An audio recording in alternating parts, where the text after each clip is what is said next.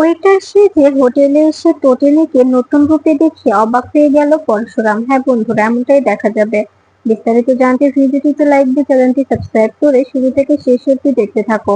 গল্পের শুরুতেই দেখা যাবে টোটেনিকে সবকিছু জিজ্ঞাসা করতে থাকে মহিতোষ বাবু। তখনই মহিতোষ বাবু বলতে থাকে, এই সবটাই মিথ্যে, সবটাই সবটাই আমার বিরুদ্ধে বড় একটা চক্রান্ত করা হচ্ছে। আপনারা প্লিজ বিশ্বাস করুন, প্লিজ তুমি বিশ্বাস করো, অন্তত পক্ষে তুমি আমাকে বিশ্বাস করো। এই সবকিছু আমি কিছুই জানি না, সবটাই সবটাই এআই দিয়ে বানানো। তখনই বলরাম বলতে থাকে, আপনি ভুল বুঝছেন ম্যাডাম, আপনাকে আমরা এভাবে অপদস্থ করতে চাইনি, কিন্তু আমরা সবটাই সবটাই এআই এআই দিয়ে বানানো কিনা এটা ভেবে সবটা পরীক্ষা করেছি, কিন্তু কোনোটাই এআই নয়, সবটাই অরিজিনাল। এখন আমরা কি করে আপনাকে আপনাকে ছেড়ে দিই বলুন? এখানে আপনাকে ছাড়ার তো কোনো প্রশ্নই ওঠে না। এখানে যদি আমরা আপনাকে ছেড়ে দিই তবে তো আমরা নিজেদের ডিপার্টমেন্টের সঙ্গে বেইমানি করতে হবে, তাই না? তখনই দেখা যায় টোটালি বলতে থাকে, আপনারা বুঝতে পারছেন না, সবটা সবটা আমাকে ফাঁসানোর জন্য হচ্ছে। আমার পিছনে অনেক বড় একটা কনস্পিরেসি তৈরি হচ্ছে, অনেক বড় একটা ষড়যন্ত্র করছে। আমি এটা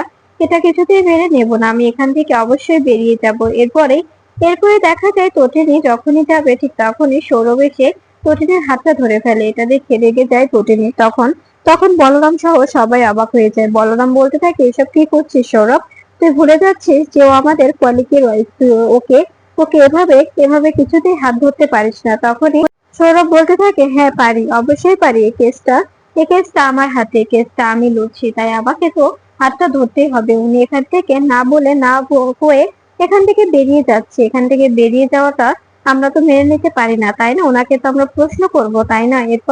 এরপরে দেখা যায় তখনই টোটিনি অনেক রেগে যায় আর বলতে থাকে, আপনি আপনি ভুলে যাচ্ছেন যে আমি কে। আমি হচ্ছি টোটিনি গাঙ্গুলি, আপনি আমাকে চেনেন না। আপনি যেরকম লোটের গান নিয়ে ঘুরেন আমিও কিন্তু তাই ঘুরি। এই বলেই টোটিনি বের হয়ে আসে। তখনই দেখা যায় টোটিনি বের হয়ে দেখতে পায় যে তো শিবপ্রসাদ লাট্টু পিকুকে খাইয়ে দিচ্ছে। এটা দেখে টোটিনি অবাক হয়ে যায়। টোটিনি বলতে থাকে, এদিকে তোমার বউকে অপদস্থ করা হচ্ছে আর এদিকে তুমি তোমার বাচ্চাদের খাইয়ে দিচ্ছ। ছি, তোমাকে আমি দেখে চিনতে পারছি না, এই কোন শিবপ্রসাদ গাঙ্গুলিকে আমি দেখছি বলো তো? তখনই শিবপ্রসাদ বলতে থাকে, ওরা তো তোমাকে অপদস্থ করছে না, তোমার বিরুদ্ধে যে যে সব প্রমাণ পেয়েছে সেগুলোর ভিত্তিতে কথা বলছে। টোটিনি, তুমি যদি সত্যি কিছু না করে থাকো তবে কেন এসব নিয়ে এত ঝামেলা করছো? তুমি ওদের সঙ্গে কর্পোরেট করো। তখনই দেখা যায় টোটিনি বলতে থাকে, তুমি কেন এই কেসটা তুমি লড়ছো না? আমি জানি তুমি কেসটা লড়বে, তোমাকেই লড়তে হবে। এই বলে শিবপ্রসাদকে হাত ধরে টেনে ভিতরে নিয়ে যায় টোটিনি। তখনই টোটিনি ভিতরে গিয়ে শিবপ্রসাদকে বলতে থাকে, তুমি এসব বিশ্বাস করো? তখনই শিবপ্রসাদ বলতে থাকে, এখানে বিশ্বাস অবিশ্বাসের তো কোনো কোনো কিছু নেই টোটিনি, তোমাকে বুঝতে হবে। তুমি তো নিজেকে একজন অফিসার হিসেবে দাবি করেছিলে, তবে তুমি কেন বুঝতে পারছো না? এখানে আমার হাত পা বাঁধা, তোমার বিরুদ্ধে যে প্রমাণগুলো এসেছে সেগুলোকে তো আমি অস্বীকার করতে পারি না, তাই না? তখনই টোটিনি বলতে থাকে, হ্যাঁ অস্বীকার করতে পারো না, আমি জানি। তুমি আমার বিশ্বাস, তুমি যদি আমার এই কেসটা লড়ো তবে তুমি সবটা সবটা ঠিকঠাক ভাবে প্রমাণ জোগাড় করতে পারবে। কিন্তু এই সৌরভের উপর আমার একটুও বিশ্বাস নেই। তুমি প্লিজ আমার কেসটা তুমিই লড়বে স্যার। আমি আপনার কাছে রিকোয়েস্ট করছি, এই কেসটা আপনি ওর হাতেই দিন, ও যেন এই কেসটা লড়ে।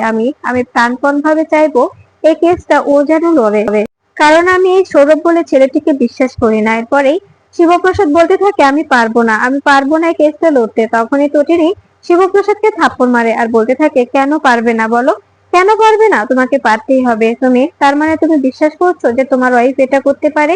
এই বলে টোটিনি চিৎকার করে কাঁদতে থাকে। এরপরে শিবপ্রসাদ টোটিনের দিকে তাকালে তখনই টোটিনি শিবপ্রসাদকে জড়িয়ে ধরে আর বলতে থাকে, তুমি তুমি তার মানে বিশ্বাস করছো যে তোমার ওয়াইফ এরকম একটা জঘন্য কাজ করতে পারে? এটা এটা সত্যি বিশ্বাস করো, আমি করিনি, এটা সবটাই মিথ্যে, আমি এখানে যাইনি। আমি আমি সত্যি বলছি তোমাকে, সবকিছু মিথ্যে, সাজানো হয়েছে, আমাকে আমাকে ফাঁসানোর জন্য সাজানো হয়েছে। তখনই শিবপ্রসাদ টোটিনিকে বলতে থাকে, ওরা ওরা হসপিটালেও গিয়েছিল, সেখানেও তোমার নামে একটা একটা বড় একটা প্রমাণ পাওয়া গেছে। সেখানে হসপিটাল কর্তৃপক্ষ তোমার এই দোষ দিয়েছে। তুমি নাকি সেখানে গিয়েছিলে একজন পাইলটের সঙ্গে, বিক্রমের সঙ্গে তুমি ওখানে গিয়েছিলে, সঙ্গে ছিল কাহিনী। কি টোটিনি, সত্যি করে বলো, তুমি জানো না এসব?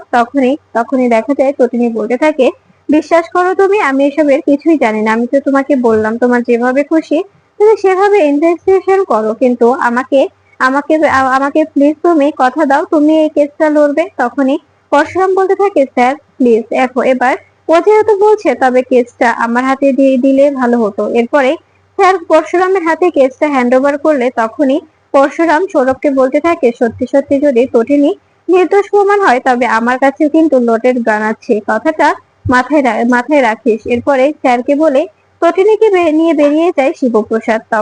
তখনই বলরাম মায়া ও সৌরভকে বলে দেয় যাতে ওদেরকে ফলো করে। তখনই বলরাম বলতে থাকে, স্যার কি বলছেন এসব?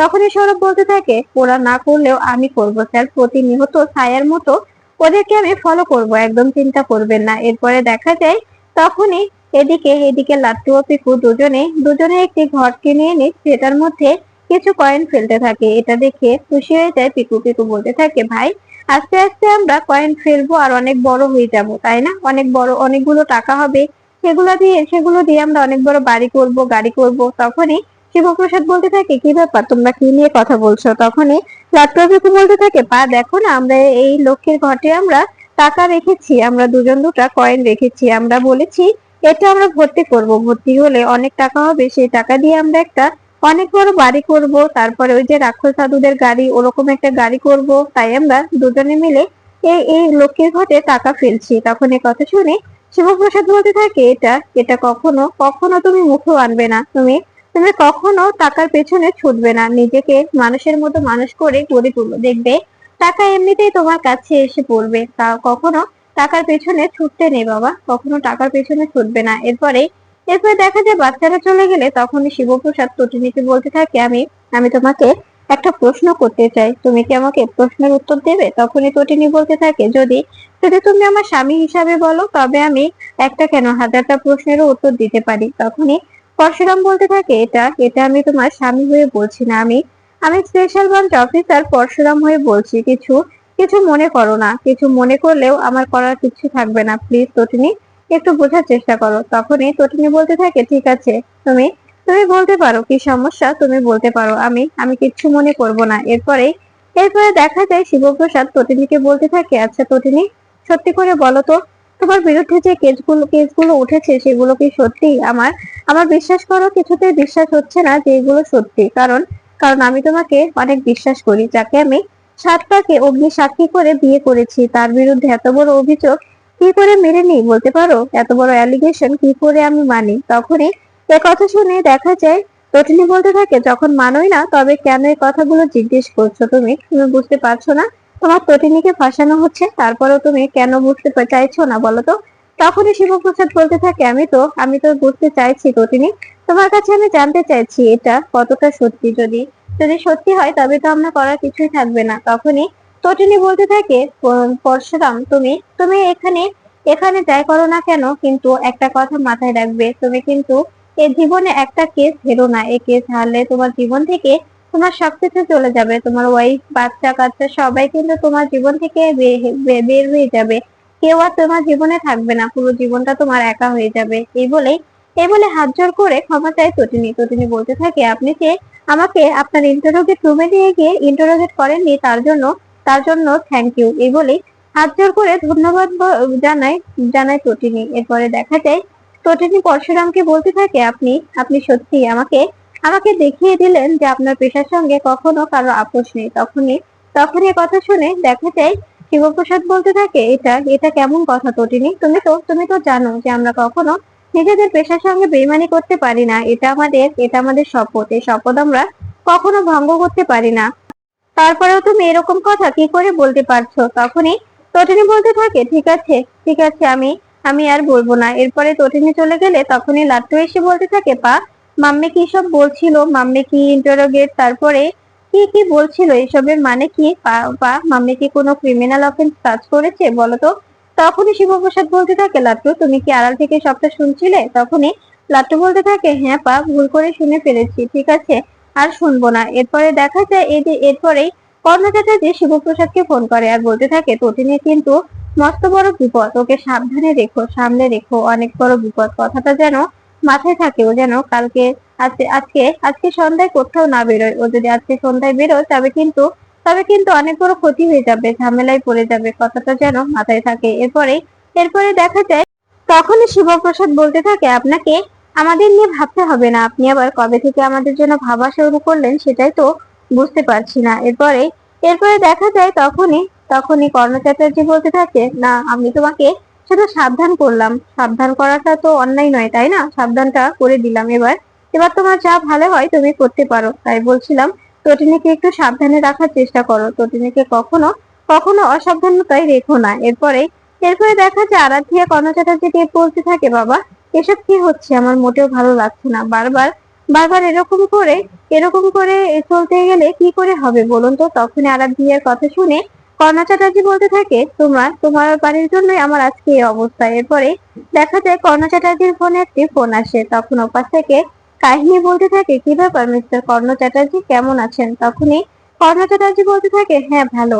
এরপরে এরপরে দেখা যায় কাহিনী বলতে থাকে, আপনার ওয়াইফের নাম তো লহরী চ্যাটার্জি তাই না?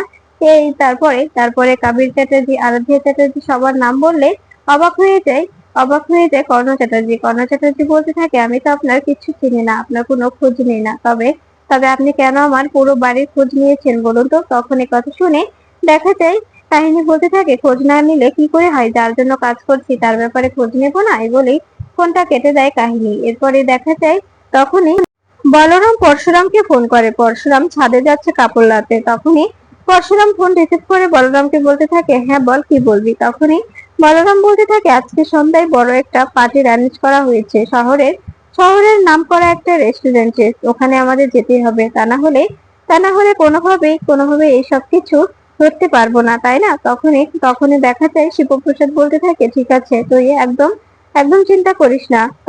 তখনই দেখা যায় বলরাম বলতে থাকে, ওখানে অনেক বড় বড় মাফিয়ারা থাকবে, তোর পছন্দের মানে তোর চেনা অনেকেই থাকবে, তাই তো তোকে ওখানে যেতেই হবে। তখনই দেখা যায় শিবপ্রসাদ বলতে থাকে, ঠিক আছে, এই বলে ফোন কেটে দিলে প্রতিদিন এসে বলতে থাকে, কার সঙ্গে কথা বলছিলে গো। তখনই শিবপ্রসাদ বলতে থাকে, আসলে ওই তো গ্যাসের জন্য ফোন করেছিল। তখনই প্রতিদিন বলতে থাকে, ঠিক আছে। এরপরে দেখা যায় এদিকে সন্ধ্যায় পার্টি শুরু হয়ে গেছে, নন্দিনী কাবের সবাই মিলে এসে সোফায় বসে আছে, ঠিক তখনই বিক্রম ও কাহিনী দুজনেই আসে। এরপরে দেখা যায় বিক্রম ও কাহিনীকে দেখে অবাক হয়ে যায় নন্দিনী মুখার্জি। এরপরে দেখা যায় বিক্রম ও কাহিনী দুজনেই নন্দিনীর সঙ্গে পরিচিত হন। এরপরেই দেখা যায় তখনই নন্দিনী বলতে থাকে, একদম একদম সবকিছু ঠিকঠাক আছে তো, কোনোভাবে চিন্তা হয়নি তো। তখনই দেখা যায় কাহিনী বলতে থাকে, এই কজনই, আর কেউ আসবে না? এরপরে নন্দিনী বলতে থাকে, হ্যাঁ আসবে তো আমার কাকুমণি আসবে, আরো আরো অনেকেই আছে তারা আসবে। তখন এই কথা শুনে দেখা যায় বিক্রম সবার সঙ্গে পরিচয় হতে থাকে। ঠিক তখনই কর্ণ চ্যাটার্জি চলে আসে, কর্ণ চ্যাটার্জির সঙ্গে নিজেরা পরিচিত হয়ে বলতে থাকে, আপনি আপনি এখন কোন বিল্ডিং এ থাকেন। এরপরেই দেখা যায় তখনই বিক্রম বলতে থাকে, আমরা আমরা একটা সুন্দর একটি জীবনযাপনও করতে পারি, এখানে আমরা সুন্দর একটি পার্টিসিপেট করতে এসেছি, এখানে প্লিজ এসব নিয়ে সিনক্রেট করো না, এখন একটু মজা হবে, হুল্লোড় হবে, সবকিছু বুঝিয়ে দেওয়া হবে, তারপরে যে যার যেখানে চলে যাবে। এরপরে শীতল সেখানে চলে আসে আর বলতে থাকে, কি কাহিনী, তোমার কাছে যে পেন ড্রাইভটা ছিল সেটা দাও। তখন এই কাহিনী বলতে থাকে, এখানে হয়তো বা আরো কারোর আসা বাকি আছে। ঠিক তখনই তটিনী অন্য রূপে অন্য পরিবেশে ভিতরে প্রবেশ করে, তটিনীকে এই পরিবেশে দেখে অবাক হয়ে যায় সবাই।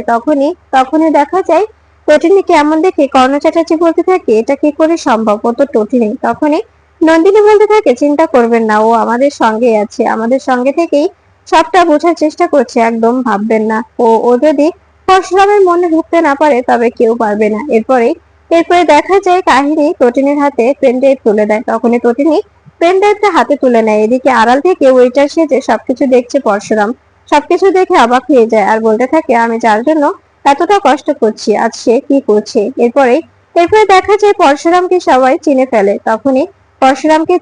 তখনই পরশুরামের উপর অ্যাটাক করে তটিনী ও শীতল। এরপরে শীতল বাব্বারের হাতে রিভলভার দিয়ে বলতে থাকে, এটা এটা এখনই শুট করে দে ওকে, এখনই শুট করে দে, এক্ষুনি শুট করে দে বলছি। তখনই বাব্বার বলতে থাকে, ঠিক আছে চিন্তা করো না, আমি ওকে খালাস করে দিচ্ছি, এক্ষুনি উড়িয়ে দিচ্ছি।